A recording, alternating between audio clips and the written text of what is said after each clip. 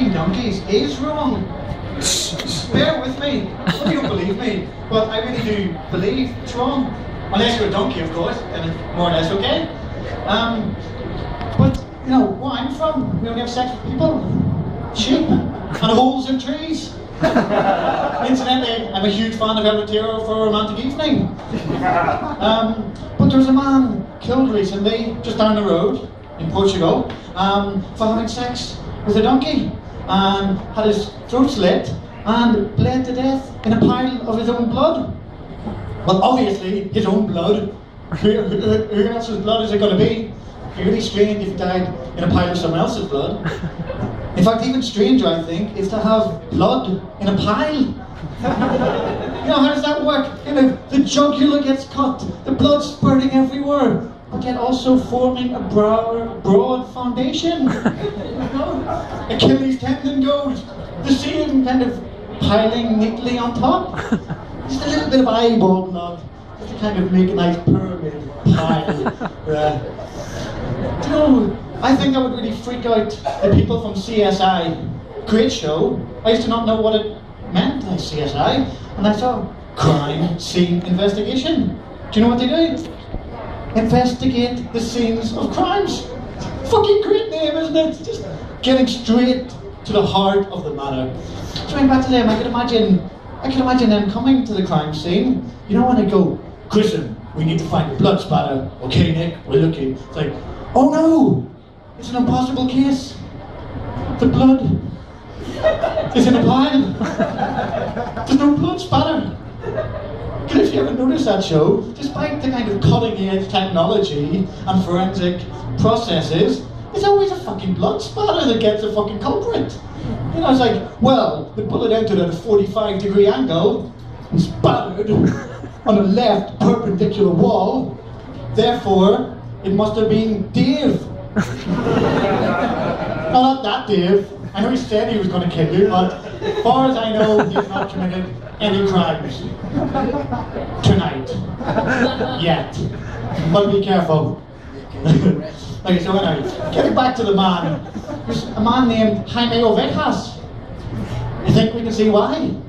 And what I think is, like, you know, obviously he was getting tired of being pigeonholed. Although obviously something else he also liked to do.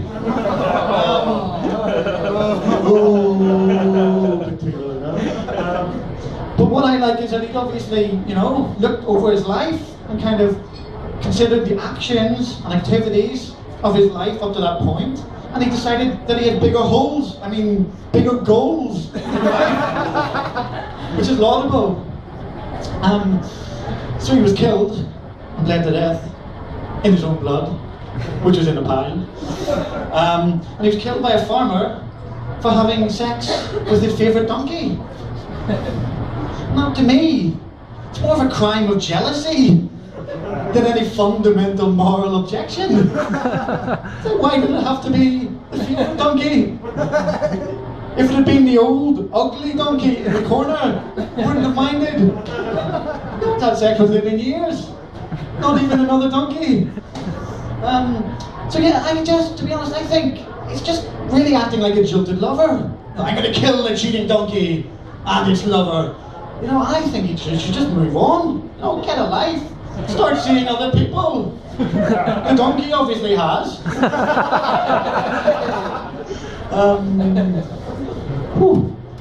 Sorry, I'm laughing so much inside my head, I've forgotten the next one. Anyone know? Yeah, so, did I mention he bled to death in his own blood? I said that already, didn't I? Okay. But of course, come on, the whole bestiality, having sex with animal things, it's been done before. You know, generally middle-aged men, Swedish porn stars. What I found interesting about this story was that Jaime Ovejas was found wearing women's underwear. Strange. It's kind of like going 2 for 1. It's like, roll up, special offer this week on all sexual perversion, fetishes and objects. Bestiality and cross-dressing. Midget fist fucking and Sarah Palin blow-up dolls.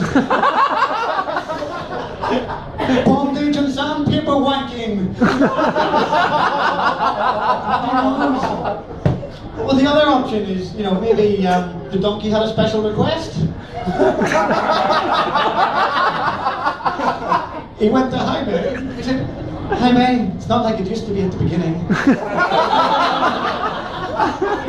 Why don't you make the effort anymore? You know, which made me think, you know, it's a great romantic love story. Romeo and Juliet. Although Jaime was obviously playing the role of Juliet. Which is a bit scary, because they don't say hung like a donkey for no reason. I mean, would you want something that size inside you? Madam? Sir? They haven't said no, but I wouldn't. Probably most of you wouldn't. So I'm just surprised, to be honest, that he didn't die of a ruptured sphincter and bleed to death in a pile of anal blood. Because that I'm definitely still waiting to see on CSI. Anyway, something else. What else? I read a lot, as you can tell from the glasses. So another thing I was reading recently was that 40% of men in Spain pay for sex. I'm not talking about drinks, dinner, no, talking prostitution. Having said that, not that surprised. There are quite a lot of short, fat, balding men in the country. Not sure if the study's been done, but there could well be a correlation. Also, I should also add, having done the research, I did see that 5 years ago, the rate was only 20%. So I'm just wondering how much I influenced the statistic. So there was an interview with one particular man called Ruben CL, who said, I like to go to brothels because they stay open late. Not because of the incredibly gorgeous people who work. Wait, that doesn't work. Not because there's people there willing to have sex with you. No, because they stay open late. I mean, the airport's open all night. But I never hang around there. Unless there's another fucking strike, which tends to happen every week, more or less. Another thing I don't get, why Ruben CL? What's that about? I mean, are we supposed to guess his name? Is that the game? Ruben CL, what could it be? Ruben Cuntlicker? Oh, the Americans didn't like that. Maybe Ruben Cocklover. He didn't actually specify what type of brothel he liked. So anyway, Ruben Cum-Lapper-Upper said, and I'm kind of quoting, well, I translated and quoting, so it's probably not actually right. He said, brothels are very good if you just want to have sex. Because then you save the time and money talking to a girl whom you just want to have a good time with. And I just really love this kind of description of what people call, most of us would regard as a normal social life, as just incredibly bothersome and irritating. It was like, oh, you've got to have a shower, got to get dressed, go out, have a drink, talk to people, be friendly. It's fucking dry, man. I can't be doing with that. I mean, with charm and social aptitude like that, what Ruben, complete loser, should probably have said is, brothels are very good because it's the only way I'll ever have sex.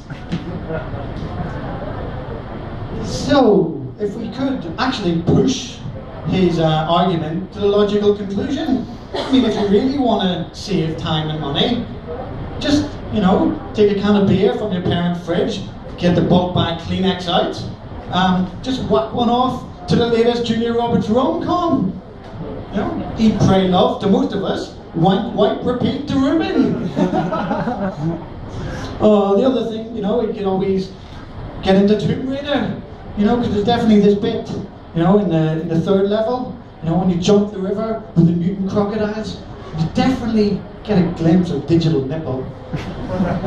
Even better on the I think the fourth level, you know, there's like the cave, into the cave, and then northeast quadrant of the game area. You back into that, you wait for the camera to spin around, and then you really can get some action going. Ooh, I should probably get out more, shouldn't I? In fact, I should probably stay in more. I mean, it's always open. In fact, I should probably just go home now. Thank you, good night.